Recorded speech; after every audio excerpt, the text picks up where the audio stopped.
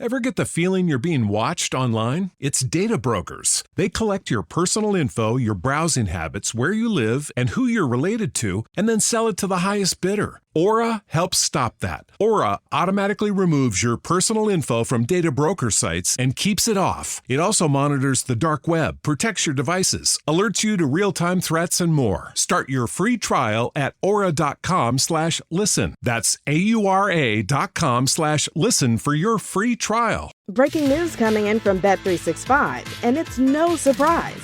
Same game parlay from Bet365 just keeps getting better. Well, it's even easier to make a bet. Choose from the most popular markets like hits, run line, totals, and home runs. So many to choose from.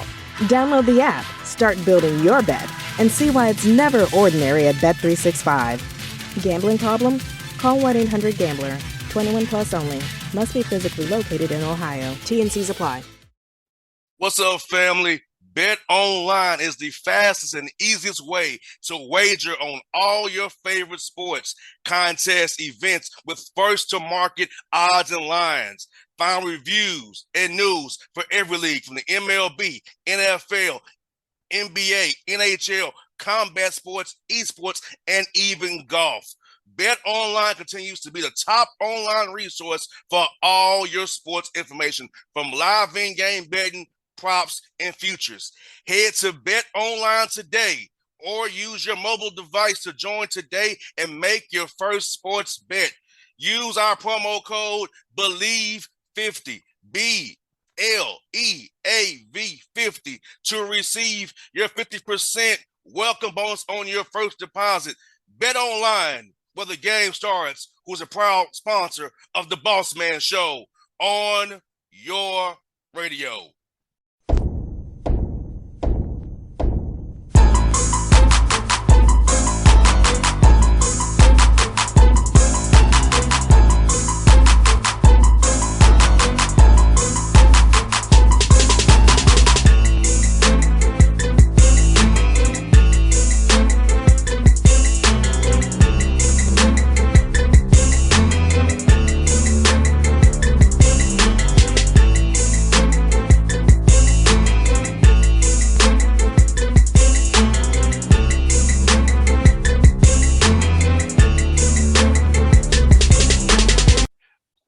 Folks, back on the Bossman Show, legendary head coach of the New Hampshire Wildcats, Bill Herrion, on the show. Coach Herrion, how things up there in New Hampshire, man? It's going great, man. That's the first time I've ever been called legendary, so that must mean you're getting old. Okay. Hey, you've been there going on your 18th year, man. You're a legend in New Hampshire basketball, man. Yeah, well, you know what? I'm a New England guy. My family was born right outside of New York City. Then we moved up to Massachusetts. So I'm a Northeast guy, but coaching's taken me around, down to Philadelphia, Drexel University, down to East Carolina University, down in Greenville, North Carolina. But, this is home for me. So, 18 years, man. It's unbelievable. Be my 32nd year all together as a Division I head coach. Can you believe it? Coach has already been 18 years at one place. Can you believe in this business the way it is now? No, you know what, man? I'm not going to lie. It's not like we've been cutting nets down every year and the time's flown by, but it has flown by. And as you well know, Jared, we're at a time right now in college basketball where the whole landscape, with the transfer portal and COVID and guys getting extra years, it's just changed, the whole way we recruit and just the whole game of college basketball. No doubt. I feel like, Coach Herrion, you have to kind of maybe love on you guys a little bit more, because there's so much outside noise beyond just the court and the team and the coaches. I know back when I was a young man and coaches, whatever the coach said, I did it. It wasn't I listened to my cousin, my AU coach, right, or it was always whatever coach said, do it. And so hearing that, see how it is now, Coach, I had to adjust to it as you've gained more years in your career there. No, it's definitely changed, and you're right on. It's I think the kids are different. I think maybe some of the AAU basketball has, from that standpoint where you got a lot of outside people, you got a lot of different hands on these kids, not like the older days where it was, okay, you played for your high school, you recruited kids through the high school coach, through the parents. Now there's so many different layers, and you're right. I think these kids, with social media nowadays, what they see on social media. It's trying to coach these guys right now. It's definitely a challenge. And Coach, I'm asking you this, man. My father was a coach. He's 81 years old, man. So he still coaches me to this day, man. And, my uncle coaches at St. John's football. He's 73 years old. So Let me ask you this. What got you wanting to be a coach, and what was your why to get into coaching? Well, I kind of got the same background as you. My dad was a coach. My mother and father were born right outside of New York City in Yonkers, New York. And my father was a high school coach in New York. Long story short, he was very good friends at the time with the coach. This is going way back now. The coach at Power Memorial High School in New York City, who had at the time Lou Alcindor, who became Kareem Abdul-Jabbar. And my father and the coach there were very good friends. The coach there got the head job at Holy Cross College up in Massachusetts. That's how we moved to New England. So I've grown up in a basketball family my whole life. It's in my blood. It's really kind of the only thing I wanted to do. And here we are, man. I was 10 years an assistant coach. I paid my dues in Division III, in Division II, in Division I, and now 32 years going on a head coach. So you're talking about 42 years in this game. But, it's through my family, and it was through my dad. I hear that, Coach. You know what, man? You know what's so funny about it? On Father's Day, man, my father got already texted over 1,000 text messages from his old players of people who just thanks, Coach Jay, for what you did for me. Thanks. And that makes you feel good when your guys come text you on Father's Day, let you know they had a child, got married, invited you to weddings, and things of that nature. Yeah, you know what, though? I think, unfortunately, they all don't get it. You know what I'm saying? It's like, when you're coaching them and when you're trying to challenge and trying to get more out of them and try to make them the best players they can be. And then I think the ultimate goal in our sport is, you want to win it. You want to win a championship. You want to cut the nets down, and you want to go to the NCAA tournament. That's everybody's dream and goal. But it's a tough road, man. Stuff's not handed to you. It's not for free. And I think sometimes I like it. I get more satisfaction when maybe 10, 15, 20 years down the road, after they're done, you might have a former player either call, run into them. Because now what's happening at my age is I'm recruiting former players that I coach, their kids. You with me? So you're running into more as you get older, and they say, you know what? It took me a while, but now I get it. Now I know why. And that makes you feel pretty good. Like I told you off air about Randy Peele, somebody who's very close to me. And the lessons he's given me, poured into me over the years is like, so much he's done for me. And he always tells me, JR, do the next right thing. That's what I've always been learning about Coach Peele. Always been to me all these years has always been do the next right thing. So talk about Randy Peele, what he's done in his business, and you've known him for many years, but I feel like he's done a great job helping me as a person, for sure. Well, you know what, Jared, it's funny when you mentioned it to me before we came on. Now my mind, I'm thinking back. I first met Randy when he was an assistant coach at St. Michael's College, a Division II school up here in the Northeast in Vermont. I believe I might have been an assistant at Merrimack, which was a Division II school. That's when I first met Randy. I know he spent time at many schools down south. He was at UNC Greensboro for a while. I was the head coach at East Carolina in Greenville, North Carolina for 6 years. At one time, I had an assistant spot open, and I needed to hire kind of a guy that was familiar with that North Carolina, South Carolina area, down south a little bit, Virginia. And I tried to hire Randy, brought him in to interview him. I wanted to hire him, but I think he was holding out, like I told you before. I think he was holding out for more money, so I couldn't get him at that time. But I've got a lot of respect for Randy. No doubt. He's been great to me over the years. And let me ask you about this, Coach Herrion. Tell me about the old classic Campbell basketball camps down there, man, and how wild they were. No, you know what? It's like basketball camps have changed, so much through the years. I think I always tell my players now, like, you guys, like, none of these kids really go to camps anymore. It's all AAU. It's all team tournaments. Back in the day, like, my father ran a summer basketball camp up in the Catskill Mountains, up in the middle of nowhere in New York. And my family used to pack the car right after school got done in June, and we would be there all summer on outdoor courts, outdoor cabins. That's how I remember camp. So all camps back in that day, it was it's so much different now. It really is. It's just the connections, the camaraderie. You met so many coaches through working camps, and you had a good time doing it. I remember going to Coach Crimin's camp when I was a child. So much fun going to those camps, and to this day I could go see him and say hello. And I went to some other camps and saw different coaches, and then now they see me as a radio host now. And then remember when I was using a camper of mine. Now look at you now, like it's just wild to see that. So I'm heading towards 40 years old now. It's like wow, yeah. No. I'll tell you, it's crazy. Like when you travel and you go around and you run into people. For me, it's like 20, maybe 30 years later, I'll have adults come up to me and go, Coach, I remember you when you were coaching so-and-so. I went to your camp. And it's just amazing how time flies and just, it's and who you come in contact with. And Coach, tell me about the America East, man. It's a tough conference. I know that John Becker has been running it with Vermont, but talk about the quality of basketball in that conference, man, and how people should really watch what you all do up there, man, the America East. It's a great mid-major conference, and I know we don't get the recognition and the publicity of obviously the bigger schools, the Power Fives. I think what the America East has always been. Now you got to remember, JR. When I was at Drexel University that was my first head coaching job for 8 years back in the early, late 90s.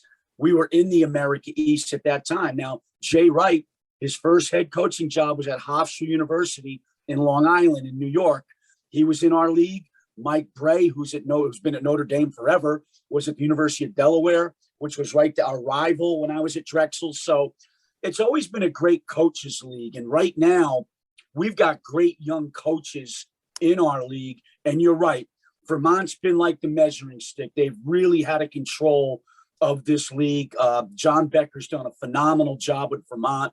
They got good players. They're tough to beat. This year in the first round of the NCAA tournament, they played Arkansas in the first round and kind of had them beat. Arkansas pulled it out, and that's a team that went to the Elite Eight. So it's a good league, good players.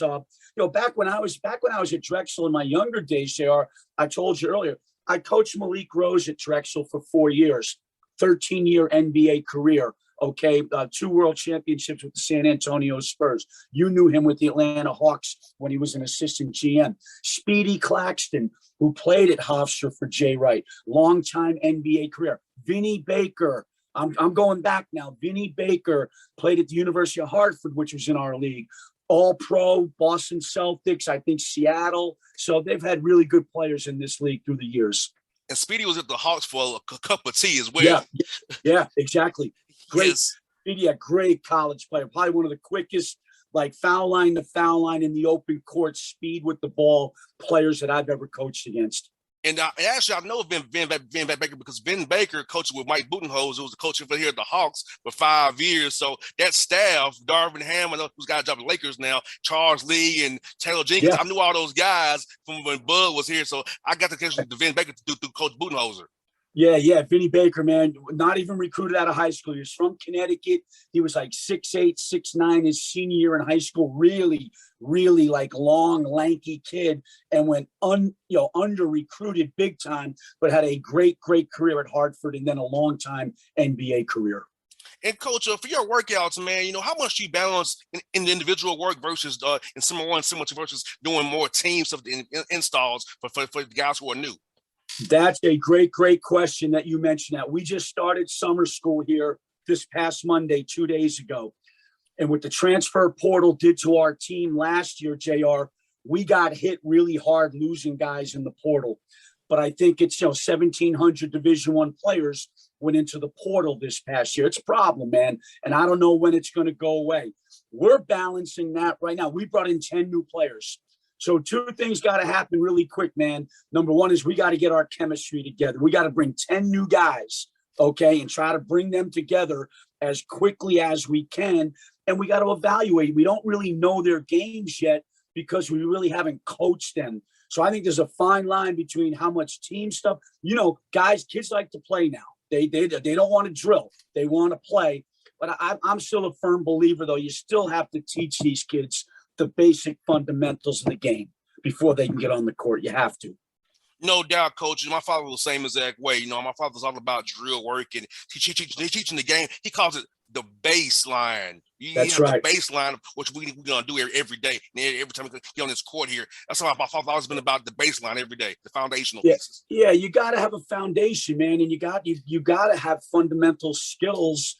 You got to be able to handle the ball, pass. Now, the game, as you well know, you're in the NBA. You see it all the time. I think the problem is our college kids, our players, they love watching the NBA. That's how they want to play because they all think they're going to get to that level. The old days of post up, throw it inside, power game, get on the glass. Those days are done. You see it.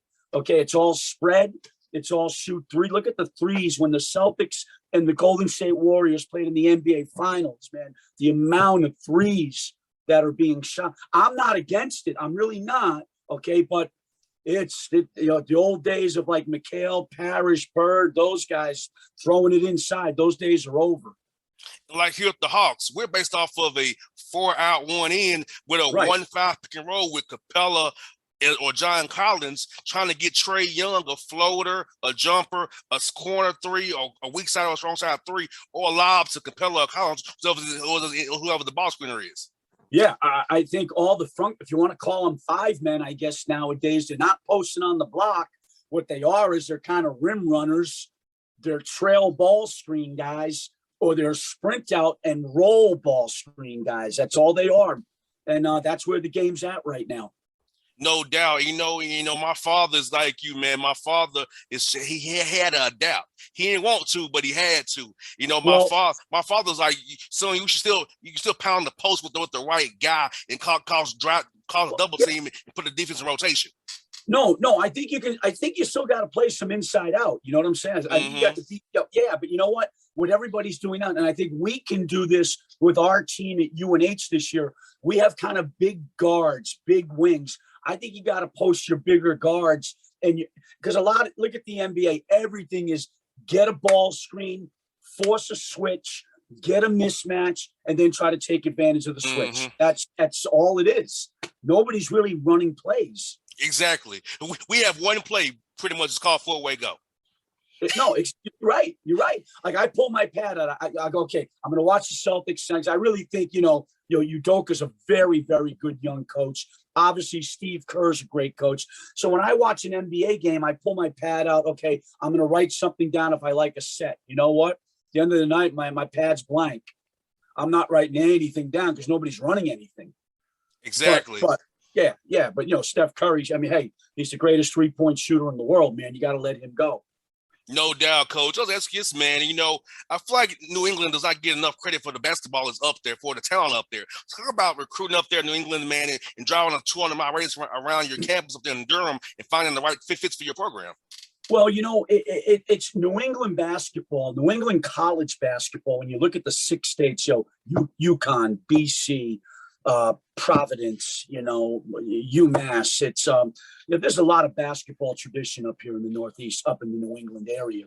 What's happened with recruiting is, it's you hardly recruit kids out of high schools anymore because most of these kids, especially the kids in the city, are leaving high schools and going to these big time prep schools, if you're with me. So you're not even recruiting them out of high school. You're recruiting them out of prep school. And, the recruiting's changed. It really has. It's changed dramatically. And I feel so bad these last couple of years, especially with the COVID and not being able to get out as coaches as much. The players that have really suffered through this are the high school kids. Unless you're like a high level Power 5 Duke, Kentucky, Kansas kind of guy, they're going to know you. It's those middle ground guys I think have really been overlooked. Coach, I'm asking you about this. It's been a college coach, man. The draft is happening in NBA, and I feel like these agents are leading these kids astray. Some of them kids should have stayed in school. They're second round picks, and now coach in the NBA, second round picks now a 2-way contract. You're not even getting a real deal anymore.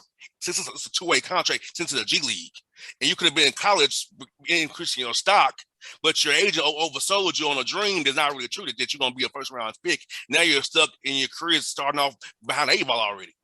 I think you're right, and I think what's happening now is, everybody wants the money quickly. Look at what's going on in college basketball with this NIL stuff. You know what I'm saying? It's I think these kids want to get paid as quickly as they can. You're right. You know, I love college basketball. I follow college basketball really, really close. There's guys getting drafted in the second round, and you're sitting back as a coach going, wow, man, I can't believe that. I mean, I don't know if he's going to play, you know? And yeah, you're right. I don't know. It's so many young guys coming out now, you know? It's unfortunate because, we drafted Tyrese Martin with the Hawks here. And I'm saying to myself, there's no spots for you, brother. You're going to be in College Park in the G League team at best. Like Sharif Cooper, before they picked in the draft last year, the G League team on 2-way contract. Should stay to Auburn, So it's like, yeah. Now, AJ Griffin, the kid we drafted, he won't play either because Nathan Miller does not play rookies. So Johnson from Duke and Griffin from Duke won't be in our rotation next year at all. So I'm like, you came out, you come to a team that does not play rookies. You'll be in the G League all year. I feel bad for these young men. Yeah, though it looks like you know better than I do. Though it looks like the G League, so many more guys are eventually coming out of the G League though and getting opportunities in the NBA. That's what I see. Yeah. Malik Rose, who I told you I coached at Drexel.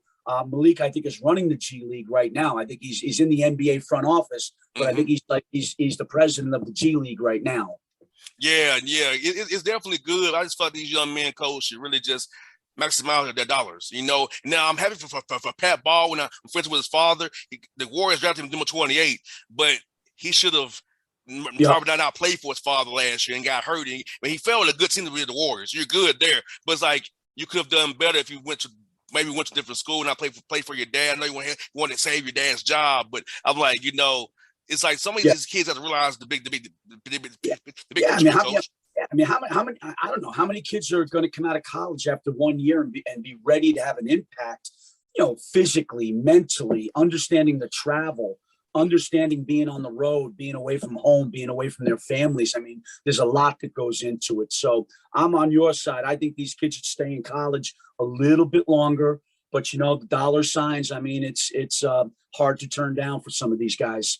And coach, me being close to 40, and I'm kind of like that they're big brothers. I'll try to be able to tell them stuff in the most nice way I can to help them out because I don't want these guys to blow money. Because being in the NBA, as long as I have, coach, I've seen guys get in here and blow money. I'm buying 8, 9 cars. You don't need to be any cars, So I'll try to help these young men best I can, guide them for their money and finances and making decisions that are better for them because their agents will lie to them. I said, I'm going to tell you the truth. Your agent's going to tell you what you want to hear. I'm going to tell you the truth. Oh, I think, that money can go quick, man. If you don't have money and all of a sudden you have it, you can spend it quick. And then you sit back and you look, you go, you know what? I still got to live the rest of my life. What am I going to do? So hopefully they're getting good advice. They got to keep getting that advice for sure. That's one for you, coaches. I'm going to ask you, I'm a foodie, man. What's your favorite spots to eat up there in Durham, man? Well, hey, we got a nice little seaside town, which is about 10 minutes away from Durham called Portsmouth, New Hampshire. It's right off of 95 North. It's right on the ocean. It's a quaint, little historic town, and they've got great restaurants. If you're ever up this way, man, you got to check it out. Stop through Portsmouth, New Hampshire. Great spot. How far is it from Boston, Coach? We're only an hour. Okay. We're an hour north of Boston. So I'm going to tell you this. When we come to town, we stay over there, stay over by the guards. I'm going to do is I'm going to get you offline. So when I come play the Celtics next year, I'm going to say, hey, Coach, I'm here. Let's link up, man. You do that. We'll hook up, okay? Thanks, Coach. This was fun, buddies. I really enjoyed this chat today, man. Okay. Hey, thanks for having me. I really appreciate it. Anytime, Coach.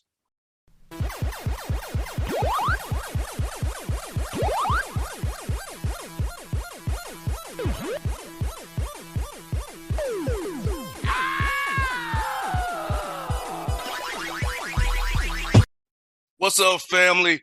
Bet Online is the fastest and easiest way to wager on all your favorite sports, contests, events with first-to-market odds and lines. Find reviews and news for every league from the MLB, NFL, NBA, NHL, combat sports, esports, and even golf. Bet Online continues to be the top online resource for all your sports information, from live in-game betting, props, and futures. Head to Bet Online today or use your mobile device to join today and make your first sports bet. Use our promo code BELIEVE50, BLEAV50, to receive your 50% welcome bonus on your first deposit. Bet online where the game starts, who's a proud sponsor of the Bossman Show on your radio. Breaking news, and this one is almost unbelievable. Yeah, it's all about new customers at Bet365 because they get $150 in bonus bets when they bet $5, win or lose. And even better, bonus bets can be used on the spread, totals, and player props. There you have it. Bet $5 to get $150 in bonus bets, win or lose. And see why it's never ordinary at Bet365. 21 plus only. Must be physically located in Ohio. Gambling problem? Call 1-800-GAMBLER. T&Cs apply. Available in app only.